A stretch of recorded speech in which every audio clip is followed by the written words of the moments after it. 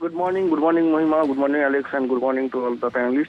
I have a query for Tata Communications. I want a long-term view. Actually, I was looking for some data center stocks. So that's when I came to know about this, and they are heavily investing in data centers. And otherwise, they have a very good business in India and outside India also. Their ROE is all good, and the price is all correcting for a long time, and it has come down to almost to the level of July 2023. Is it the right time to buy and accumulate for next 5 years or 7 years?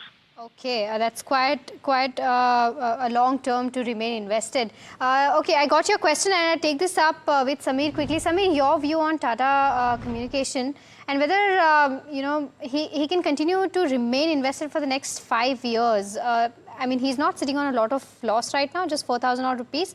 But would you recommend him to continue to hold? So we don't have active coverage on this stock at this point of time. I agree with what he has said that, because of what they're setting up and because of the operations that they have, company will continue to grow. But what I do remember last is the valuations were at somewhere about 45 or something like that. And became very difficult for us to cover that company. So we don't have a view on that per se, but I think valuations is where we had a stumbling block. So therefore, quickly, Gaurav, what would you suggest on the charts with regard to Tata Comm? Long-term view is being sought. So, the overall space has been doing quite well, but there has been cases when certain stocks have been underperformers. For example, Tata Communication, if you see, I would not call this the chart structure is weak as such, but like some of the other stocks that we discussed in the segment earlier, this is a similar story where the stock has been in a consolidation and 1.5 year consolidation. So if somebody wants to buy for long term, it's still making higher tops, higher bottoms. So trend is still positive, but I would wait a bit, wait for some more confirmation, because if the time correction still persists, what you lose is an opportunity cost.